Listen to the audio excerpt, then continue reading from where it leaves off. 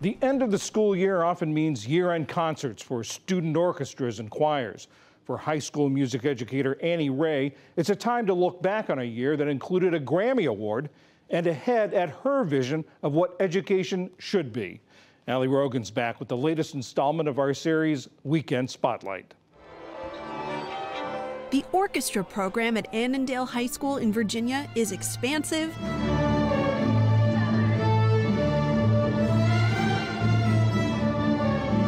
put your bow on the purple string, and inclusive. Here we go. It's been around for more than 50 years and has grown to more than 130 participants, many of whom speak a different language at home. I'll give you 3 and then we're in.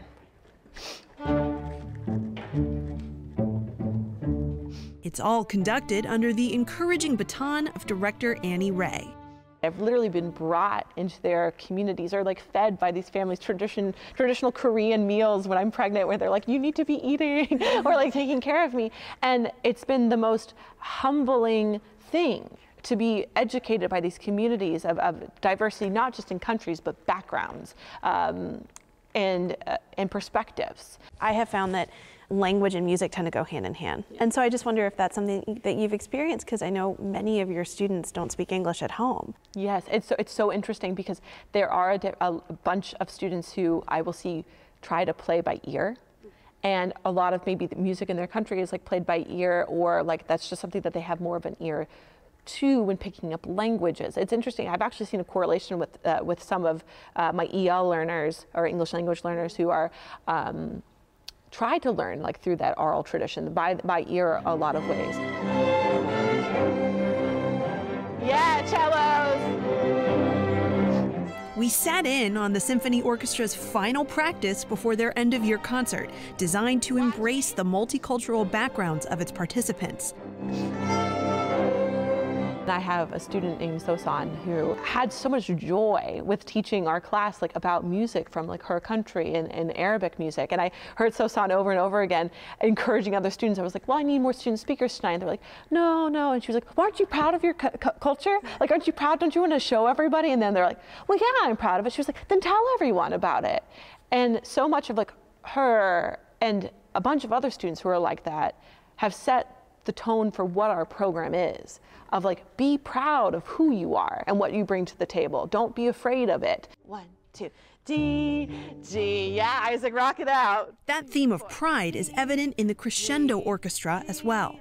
Formed somewhat fortuitously during the pandemic, it's for students with significant and severe disabilities.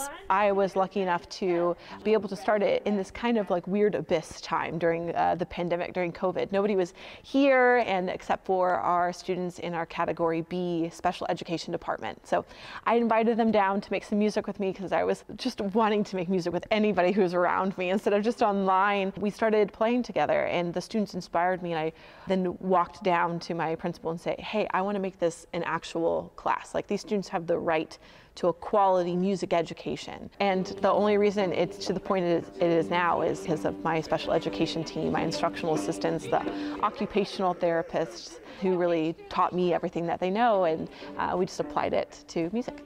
It really takes a village. You can see that when you all are working together like we did this morning. We as music educators can't do things alone.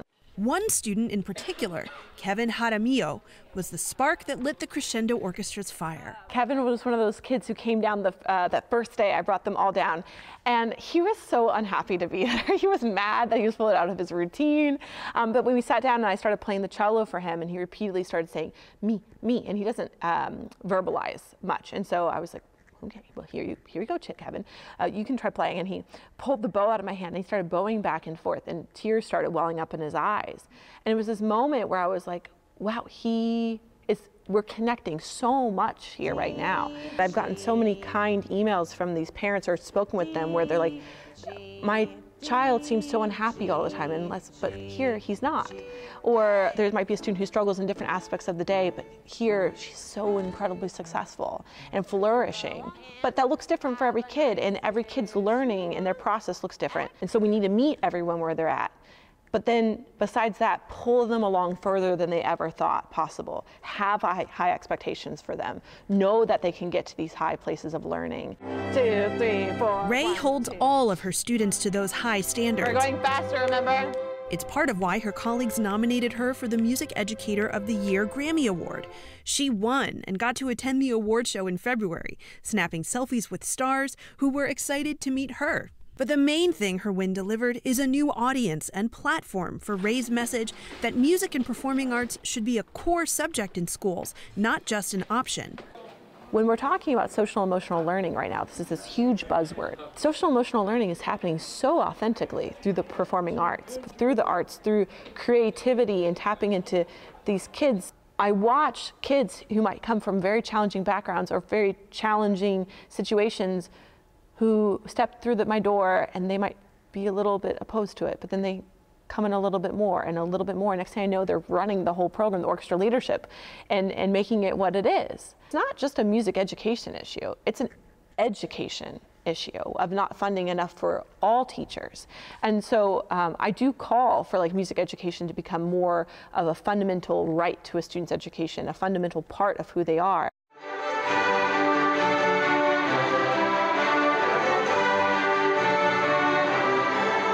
For the Annandale class of 2024 orchestra members, it was time for one final performance, one final bow, and one final exam. I'm saying goodbye to close to 40 seniors who are the reason that Annandale Orchestra is the way that it is. They set the tone for what orchestra is, or for what we do here, the purpose of us here. And so I sent out their final exam, which one of the questions was can you describe orchestra in one word? And so many of them said community and home. And the fact that they didn't say scales or anything like that, I was like, yes, they got it. But to read their messages has been, again, one of the most humbling things of my life. And as those seniors embark on new journeys, they know they can always come home to their orchestra family and to Annie Ray. For PBS News Weekend in Annandale, Virginia, I'm Rogin.